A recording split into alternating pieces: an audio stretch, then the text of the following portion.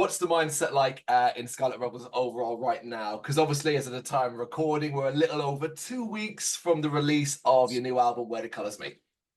Yeah, so excited. I think it's Mm. it's an exciting time.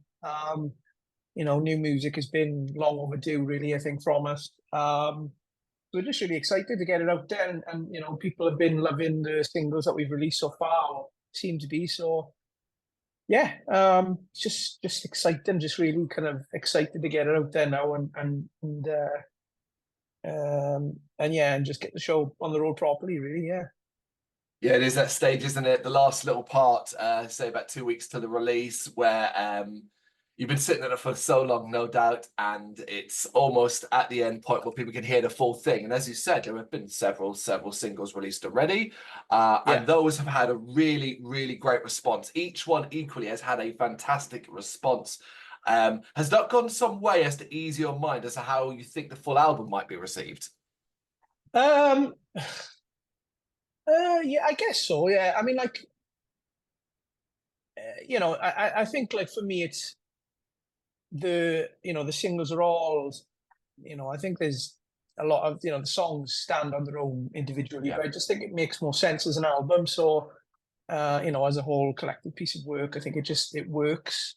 The songs that we've put together and in the format that we put them together on and that kind of thing. So I think it just works better as an album. But yeah, I think, we promised, when we finished it, we were like, this is the best album that we've made. And I think, like, people listening to the singles, as they've been coming out and going, oh, I can see why you've been confident with those kind of statements, And we're not that kind of band, really. We're not, that kind of shout it from the rooftops type of band who are, overly confident and cocky about stuff. But I just feel, that we, we're confident that, the work and the songs that we'd written and the work that we put in the studio was,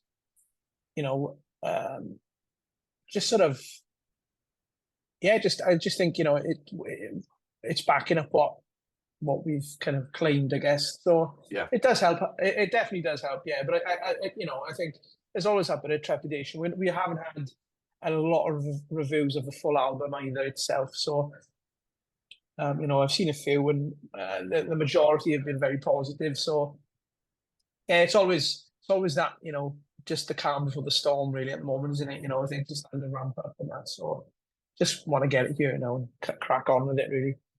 No, I get your thinking. I get what you're saying as well. It is still a bit early days for a lot of reviews to come in as well. Word on the street generally is that we are looking at a fantastic release here, perhaps one of the albums of the year, at least a contender. And I can back that up as well. I haven't heard the full thing. Obviously, it's out August 16th, we should say, by Earache Records. Give that people the actual date. But I want you to kind of take me back a little bit here now, please. You released See Through Blue. The dust settles on that. It's done phenomenally well, and attention start to turn towards the next release. Talk to me about the early vision you had for this record. So I think, like, the first thing is to say is that, the difference in what was going on. So, like, See Through Blue was written, at the height of the pandemic. And all that kind of stuff that we were seeing, at the time, and all that stuff is well documented. So, we wrote the album, we recorded the album off our own back. We didn't expect it to really go anywhere, to sit, to do anything special as such. But we sort of shopped it around as an album, and then Earache picked it up and give us that one album sort of deal. We'll release it and see how it goes, and then it went really well. And off the back of that, they sort of came to us to discuss whether we'd want to sign a longer term deal with them, which would mean they'd be able to get involved from the start and, of all these kind of. So rather than us do what we did on See Through Blue, where we would, I write the songs and then we would record them, nobody would have any input. It would just be the band, and we would record with the sort of budget that we had, that kind of thing, So we signed a deal with Earache, and they were kind of like, you need to give us demos and stuff like that, So So yeah, so they got involved in the very start of the process. You know, we were speaking to so the head of label, Tim, was approached me about writing with different people. Would that be interesting or of interest to me? You know, people like Ricky Warwick and Els as well, Els Bailey. So, you know, like my attitude was like, you know, it's not me. You need to be asking whether they'd, you know, I'd be interested, because absolutely I'm going to say yes. You need to make sure that, you know, Ricky and Els, for example, would be interested in writing with me, because, you know, they've got a track record, they've got a name, and as such, you know, mine was just this one little album, which people could put down to being a bit of a flash in the pan due to the time that it was released, you know, around the pandemic, and the fact that, you know, it was very political. So maybe it was, you know, we were lucky and riding the crest of a wave almost. So anyway, so that was floated to me, and then, you know, that we managed to agree that that was going to be a thing with Ricky. You know, I met with Ricky and did some co-writes with Ricky and with Els as well. And then, you know, we started putting the demos together, and then when Earache heard the demos, they were like, you know, who they wanted us to work with, and sort of that's where Colin Richardson and Chris Clancy's name came into it. So it was a lot more, yeah, it just felt a lot more, you know, it was a lot more of a team effort rather than, you know, us pulling everything ourselves, sort of thing. You know, it was a lot more. A streamlined process by the sound of it. Yeah, I just, you know, I just think it was just like a lot more heads, and just using their experience, and, you know, like, you know, using their contacts as well to say that these amazing songwriters would be willing to work with a band like us. You know, so yeah, I just think it gives us a bit of what's the word? Kudos almost, you know. Yeah. You know, to have somebody like Ricky and Els as well, you know, to have their names on our records that they've co-written with us, that we've recorded with Colin Richardson and Chris Clancy. And the fact, you know, that we're releasing it again on a label like Earache, it just gives us a bit of kudos and a bit of standing within the industry, I guess. So yeah, it's just been a totally different process. But in terms of writing and stuff, I think, you know, like writing, you know, from my point of view, is just I just wanted to capture as much sort of what was going on, you know, within the band's life, and how things had changed since we've written See Through Blue, really. So yeah, it was it's been interesting. It's been really, really interesting. So yeah, it's been good. How experimental were your sort of early ideas? And did you have any kind of lines in the sand, so to speak, from a creative point of view? Areas that you thought, you know what, we can't go near that because that isn't going to work for us? No, not really. I think like I just kind of tend to, like, when I'm writing something, I'll just, it's whatever it is at the time. So like, if I'm writing on my own, you know, I tend to like make notes and stuff like that in my phone, or if I'm watching, you know, if something just inspires something, you know, like if I'm watching a TV program or listening to a different song and something inspires me, like just pick up a line that I can use and sort of change, or an idea or a feeling, and then I sort of make notes of it in my phone, and then when I go to write songs, you know, I can just sort of tap into that, and then you know, even if it's just one sort of line, just kind of make my own narrative surrounding it, really, I guess. You know, when and then obviously when Chris and I write together, Chris will give me the music pretty much, and then I will fit melodies and stuff around those kind of the music that he provides. So you know, Chris is one that will write songs with a view to getting people to you know, getting people to move, so like physically move. And whereas my kind of writing style has always tended to be more trying to move people emotionally with lyrics and melodies and stuff, and then when we combine them together, it's just, you know, the perfect sort of You get the best of both worlds. Yeah, exactly. Yeah. So it's been good in that respect. So I don't think there's ever been anything off limits. I just write about what I see. I wish I hadn't sometimes, in terms of like political bits and bobs, I think that has caused us a little bit of grief in there. Where perhaps we didn't need to, but I can only write what I experience. I'd like to think that I write songs that are genuine, and that touch people because they're genuine. I don't write songs about drinking whiskey on, the Sunset Strip and riding, motorcycles or horses or anything, because I don't. I've never been to your life. I've never been to LA. I've never been to Hollywood. I've never done that. I'm not from Southern America and that kind of thing. And I don't mean that to be disparaging to anybody that does. I just, for me, my songs are songs that I've experienced and that I've lived through, and I think that experience put into songs could only make them more real and then potentially touch people as well. So that's how I work, really. So yeah, there's nothing off bounds, I think. A hell of a lot more relatable, particularly when it comes from the sort of togetherness side of things, the themes of unity. But that isn't always easy, as you say, to necessarily write to, like, force out of yourself, to bring out of yourself. Regarding the theme of unity that exists around this album, was that quite natural? Did that come out of you quite simply, or did you find you had to force it out here and there? So I didn't think of the album as a concept in terms of, it being at the time of Unity. I was just looking at a collection of songs, so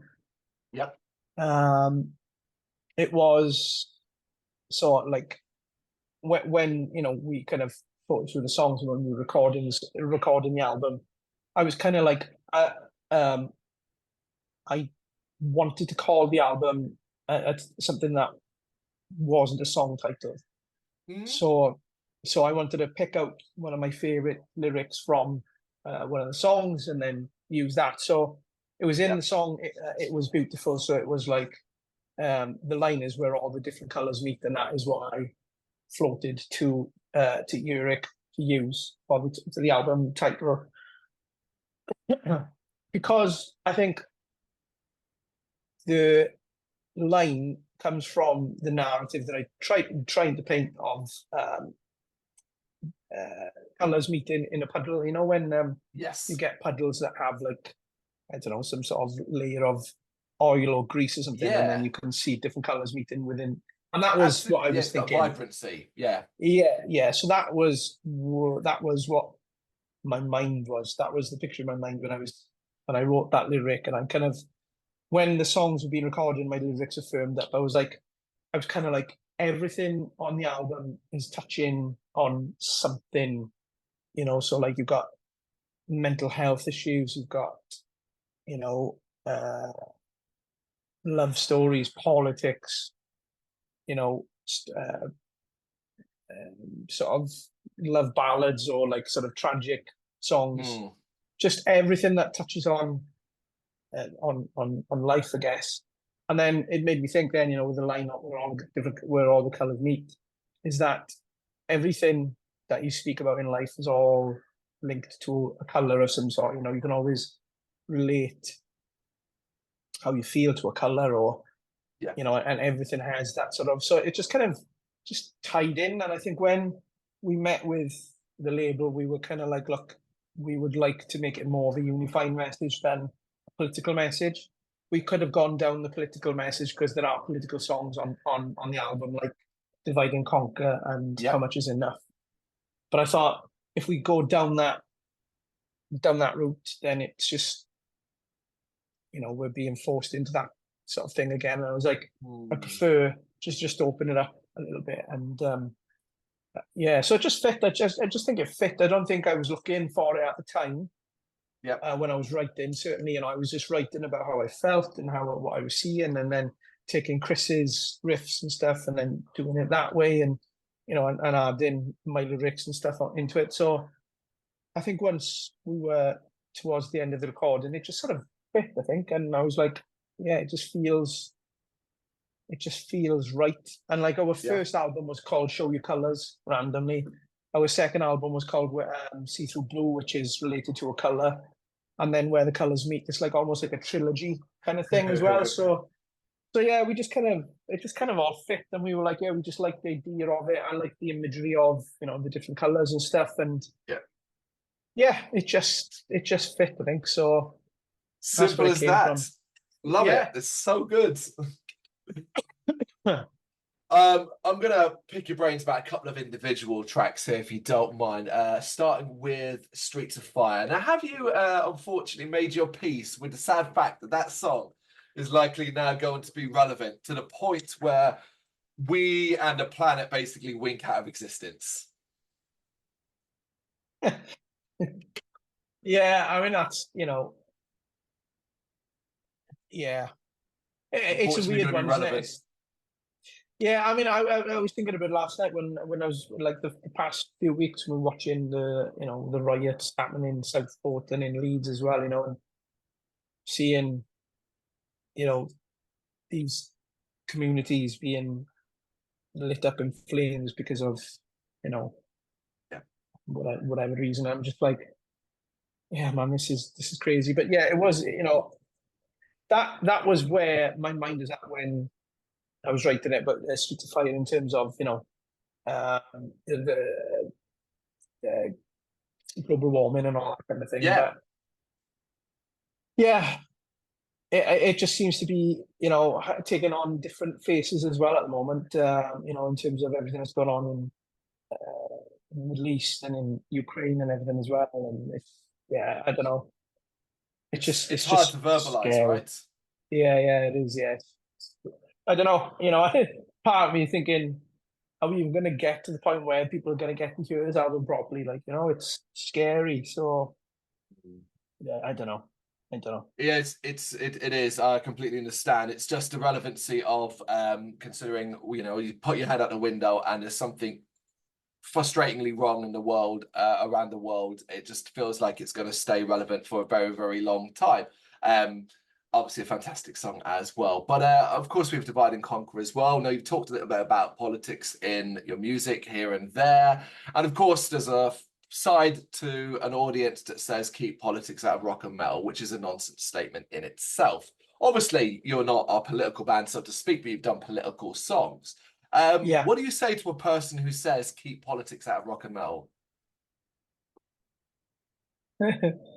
Well, I always find it really interesting that, and we get it a lot, and I understand why, but it always makes me smile when somebody says, "My opinion is you don't share your opinion." Do you know what I mean? It's like, stop telling us, about politics. Stop writing music or stop writing songs about politics. You're not allowed to share your opinion, says Mr. Person on the internet who's sharing their opinion. It just makes me laugh, So again, right? It's a difficult one, and I get, I would never sit here and tell people how to vote, how to live their life, how to do this, that, the other. That is not what I'm trying to do. I'm just writing from my own little corner of the world, how I see things, how I view things, how I perceive things, and that's it. That's it. That's not me telling people that they shouldn't vote for this person or they should vote. I have no interest in telling people what to do. I'm just sharing my own opinions on what I see, and I think I'm from a really working class town in the depths of South Wales. So it should be of no surprise to anybody that that I'm not a Conservative Party or Tory. That shouldn't be a surprise to anybody. But yeah, it's just like I said, I'm just writing about what I've seen, and that's it. I'm not. It's not that I'm trying to force my opinion on anybody, or I guess I am in putting it in a song, but I'm not trying to convince anybody of anything other than, it's just my thoughts. I'm not going to sit here and tell anybody to vote for a certain person, or Yeah, it's of course. just my thoughts, and it's important. I just think, like, things to be called out, Yeah. and for right or wrong, I just see that the last government was massively inept at a whole lot of stuff that they should not, that they should have been a lot better at, and they've made people's lives worse. And it would have just been a bit remiss of myself to not document it, because it bothered me, and I just put it into paper, into a song. And yeah, I get why it annoys people, but there's always something to annoy people. As you say, you're not telling anyone what to do or what to think and so on. It's your thoughts, and it just so happens to in a particular direction. Yeah, exactly. Yeah. Regardless of that, forget the message. It is just a banger track as well, something you can groove and move to. And that applies to a lot of tracks in the album, because I love this album, I really do. It is packed with incredible anthem after incredible anthem. Yet, thank you. not all songs are created equal, and It Was Beautiful to me is very special indeed. Not just an amazing song with an incredible amount of emotion in it, but because of that incredible video, which I do urge people that while the song itself is fantastic at its own, watch the video as well, because my goodness me, that video, I hope you're very proud of what you accomplished with that, because it is stunning. Yeah, it's cool. Yeah, it's a good video. Yeah. It was the easiest one we've had to film as well. Just sitting there was cool. You say that. Okay. I know this is an important song for you, but please, if you can, sum up what this song means to you.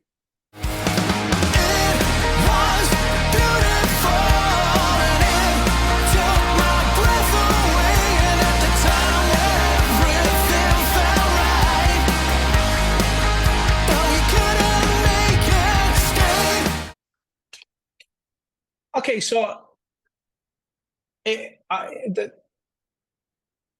song, I wrote the song about.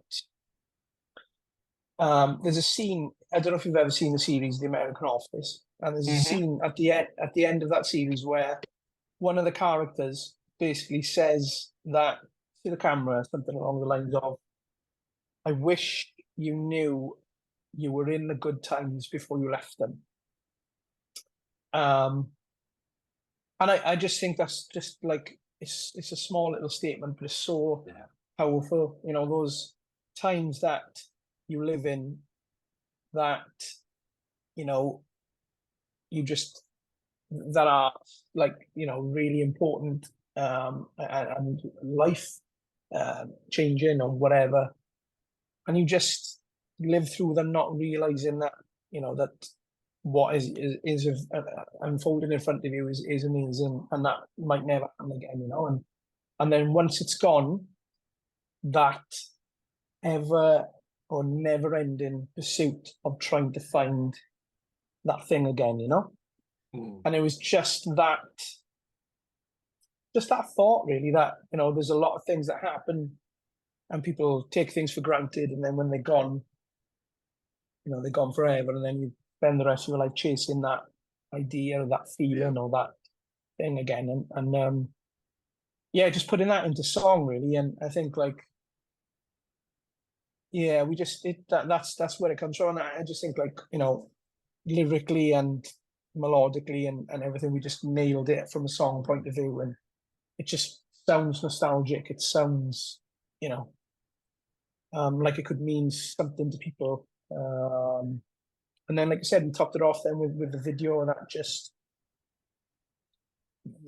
visualized exactly what the song is as well, so it was, that's where the idea came from. And again, just writing from my own experiences of things that have happened and gone, and that you would love to happen again, but possibly won't ever happen again. So just that never-ending search for it, really.